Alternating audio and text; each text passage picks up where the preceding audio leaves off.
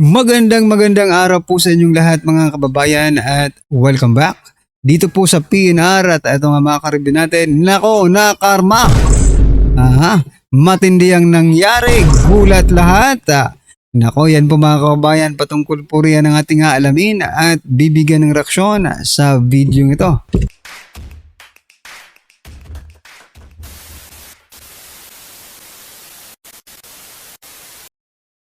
So yan mga karibin natin, bago po natin i-play yung ating main video, eto pasalahan po muna natin yung nagte-trending na mga balita dito po sa mundo ng social media at unahin na po natin to mga kababayan. Nako, eto pong si Franz Castro.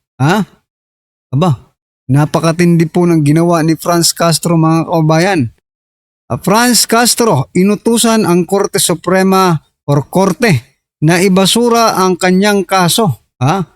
Ibasura ang gawa-gawang kaso sa Talaingod 13, no? Ngayon na. Ngayon na. May ngayon na talaga. Agad-agad, mga kababayan. Pero teka lang. Di ba mga kababayan, guilty na po itong si Guilty po itong si Franz Castro. At pati ang yung mga kasamahan niya pong sila Sator Ocampo. Di ba? Guilty po sa kasong child abuse o child abuse mga kababayan. Yeah. Pero bakit pinababasuran ni Castro mga karibin natin? Pati nga yung apila niya, di ba?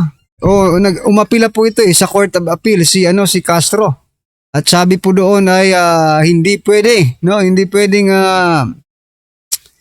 baliktarin. Hindi pwedeng baliktarin ang desisyon ng Korte Suprema.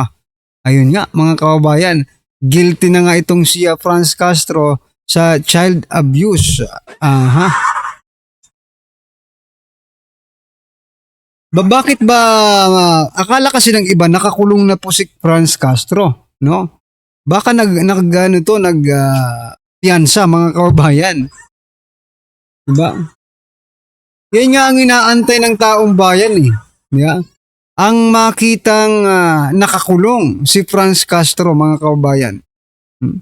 Kung atin pong babalikan, si Franz Castro po ay isa sa pinaka, di ba, masugid na criticizer, no? Kritiko ng Duterte mga kababayan. Lalong-lalo na po kay Vice President Sara Duterte at former President Duterte. Dahil nga po sa matindi, no? Matindi po ang paglaban ng mag-amang Duterte dito po sa mga makakaliwang grupo na ayon po sa ating mga kababayan ay ka-teammate no? Ni Franz Castro, partner in crime ni Franz Castro mga kababayan. Ito po mga kababayan ang ito po ang naging komento ng ating mga kababayan. Of course, sabi po dito ni Boyet, no? Of course, she demand it, no? She is part of CPP-NPA and she is rebellious terrorist and so she can demand. Oo nga eh. Walang walang kapatawaran. Diba? Wow, ito yung sinasabi ko, wow, inutusan ang korte. Feeling entitled naman. Nako, ano na lang to si Castro Si Castro po ay wala na po siyang katungkulan mga kababayan. Diba? Karaniwang tao na lang, karaniwang Pilipino na lang po ito si Castro. Pwede rin namang maging karaniwang hayop. Diba? Sa mga ginagawa nila, talagang karaniwang hayop lang dapat itawag dito eh. No? Sabi naman po dito ni Francisco or Federico, sino ka bang susundin ng korte? Sino ka ba? At agad-agad ngayon na, sabi niya. Ibasura ang gawa-gawang kaso sa Talaingod 13. Ngayon na. Grabe si Castro mga kababayan. Anyway, ano po ang inyong masasabi dyan mga kababayan? Just comment down below. At eto, pag-usapan din po natin itong si Dilima. Mhm. Sabi po kasi dito sa Ang Balita ngayon, Dilima tinutulan ang pagtutol ni Marcos Jr. Ayan na. So yan mga kababayan, ha? Kinundi na po ni Dilima ang desisyon ni President Bongbong Marcos Jr. No? Na hindi ipersona ng grata ang Chinese officials, no? Oh. Dilima tinutulan ang pagtutol ni Marcos Jr. sa panawagang persona non grata laban sa mga Chinese officials. Lantaran na ngang nagkakalat ng kasinungalingan tungkol sa ating bansa, itinataboy at binabastos pa tayo sa sarili nating bakuran. No, sabi niya no. No lang ba ang isasagot ng ating sa ating mga panawagan? Aba, isa pala sa nananawagan si Dilima na ipersona ng grata ang mga Chinese, no? Especially yung diplomat po ng Chinese Embassy, mga kababayan. So, sige. Pagbigyan po natin si Dilima, mga kababayan. Pero, eto po ang mangyayari. Okay?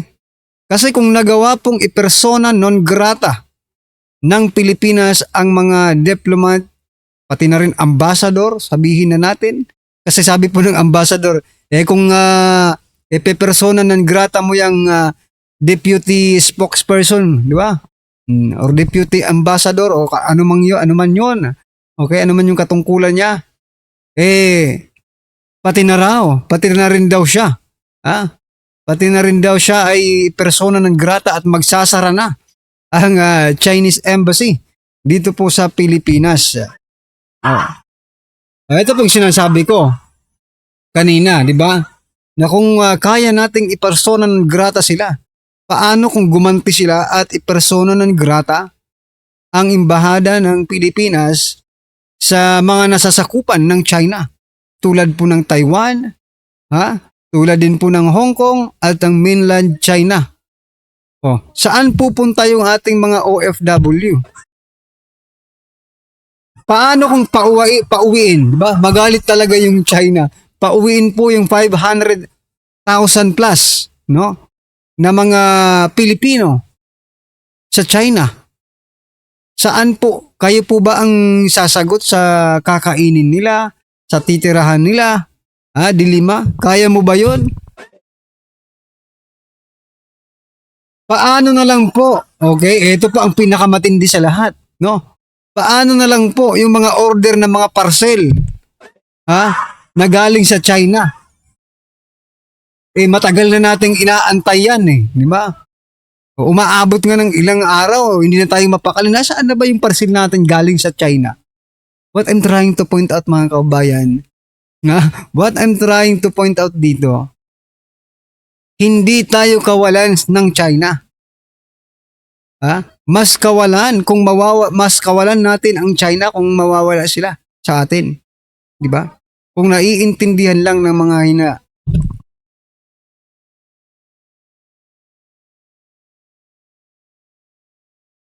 pati nga kinakain natin, made in China yan di ba? Yung mga ready-made. Mayroon mga pagkain galing China na nandito sa Pilipinas. Talaga, saturated na po tayo ng produkto ng China. At malamang sa malamang, sa isang araw, hindi tayo mabubuhay kung walang made in China. Maliban na lang kung sanay ka talaga. Sa bundok tayo manirahan. Kahit nga sa bundok, mayroon pa rin made in China Di ba? Ibig sabihin, we are really, hindi po tayo kawalan para sa kanila. Malamang, in reverse, mas kawalan natin kung mawawala sila. Kaya nakapag-desisyon po ang presidente na hindi po ipepersona ng grata ang mga opisyal ng Chinese Embassy. Dahil malaki pong gulo yan, mga kababayan. No? Malaki pong gulo. Okay? Paano kung malalaman talaga yan ng buong mundo? For example, persona non grata. Paano na yan? Saan na pupunta yung mga investors natin? Kung meron man. Yung mga foreign investors, pupunta pa ba dito? Hindi na. Mga kababayan, kung naiisip lang nila, di ba? Ay, nako. Sama-sama na nga kayo. Kayo sila Soto, Erwin Tulfo, Risa Hontiveros, ito pang si Laila de Lima, at yung iba pa nilang kasamahan mga kababayan. Magsama-sama na kayo at sige, ipersona non grata ninyo ang mga Chinese officials dito po sa ating bansa. At tingnan po natin kung ano po ang maging ano po ang kalalabasan nito, di ba? Ay, nako. Anyway, ano po ang inyong masasabi dyan mga kababayan? Just comment down below at eto, pasadahan po natin ang video ito. Nako mga kababayan, sabi po dito sa Political PH TV.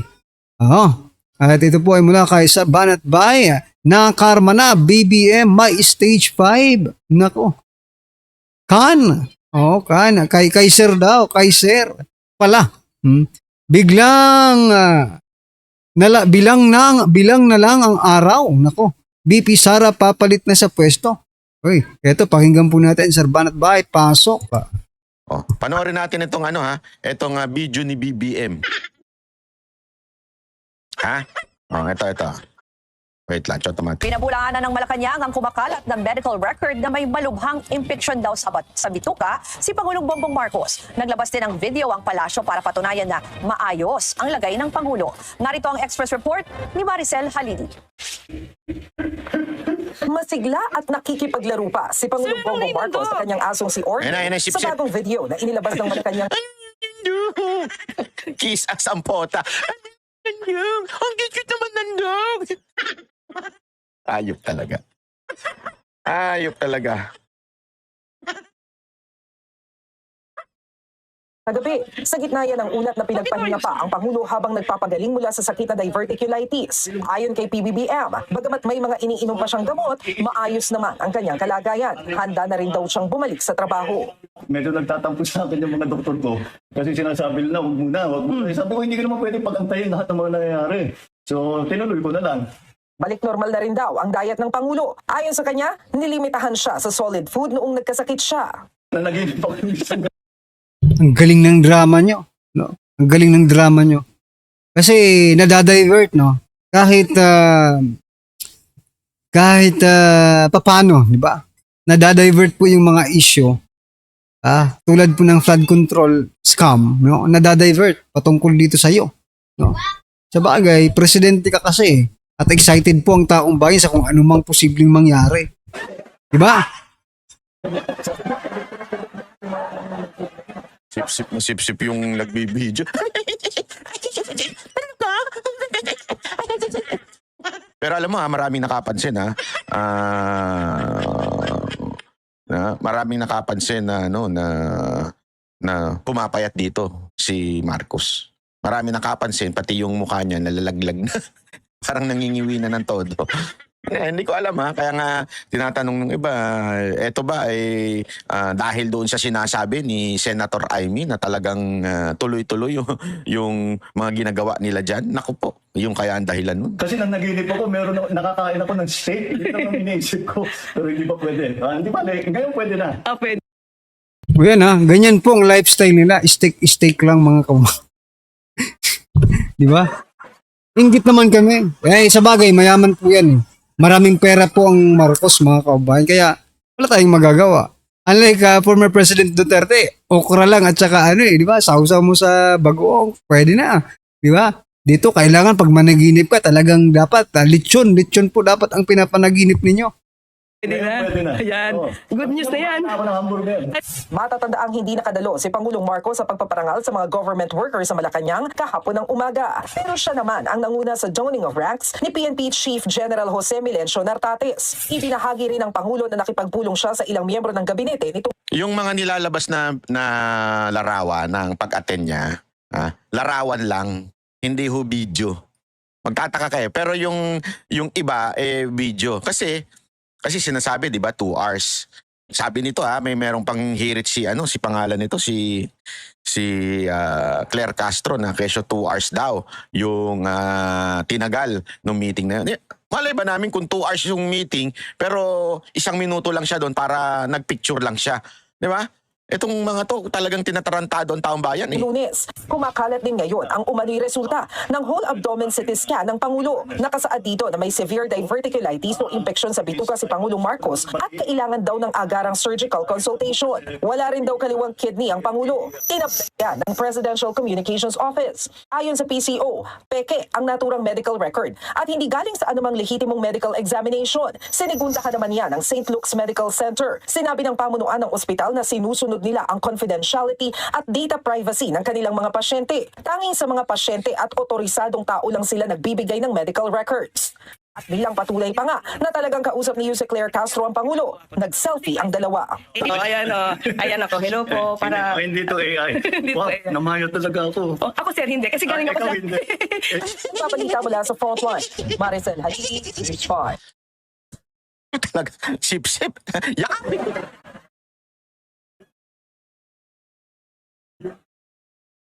Yung AI na aso at saka si Marcos. Nakita niyo yun? Ayoko lang i-post yun. Baka mamaya awayin tayo ng mga mahilig sa aso kasi binababoy natin yung aso. Oo, nakita ko yun eh. Kaya lang sabi ko, wag na nga natin i-post to. Baka magalit pa yung mga mahilig sa aso. Hindi kasi alam ko yan. Kaya ganyan si Mocha. Talagang konting bagay lang doon sa aso. Nagagalit yan. Pagka inaano yung mga aso, kala mo talaga bata eh. Totoo naman. Ganyan ang trato ng mga fur mom eh. Kaya nga hindi ko na pinost yun eh. Kasi baka insensitive sa mga mahihilig sa aso. Kasi takin mo, ilagay yung mukha ni Yuse Claire doon sa aso. Tangin nang yung babuyan yun. Parang binaboy. Di ba?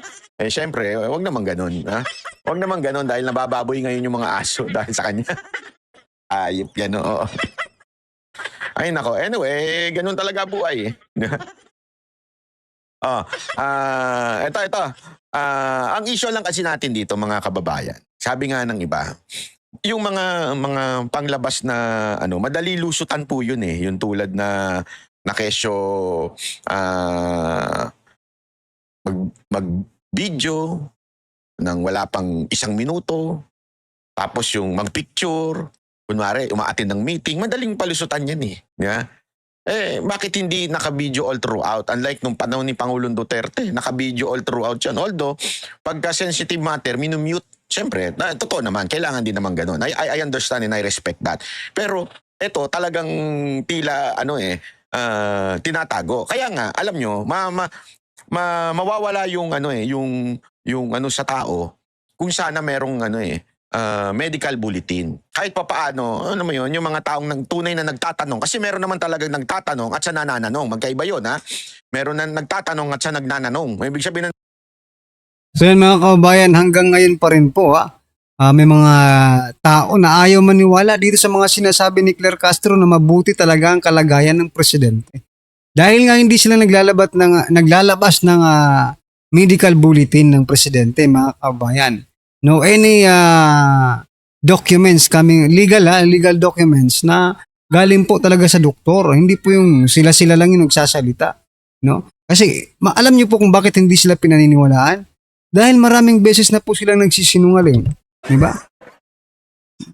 Anyway, ano po ang inyong opinion, reaction patungkol dyan mga kababayan? Just comment down below.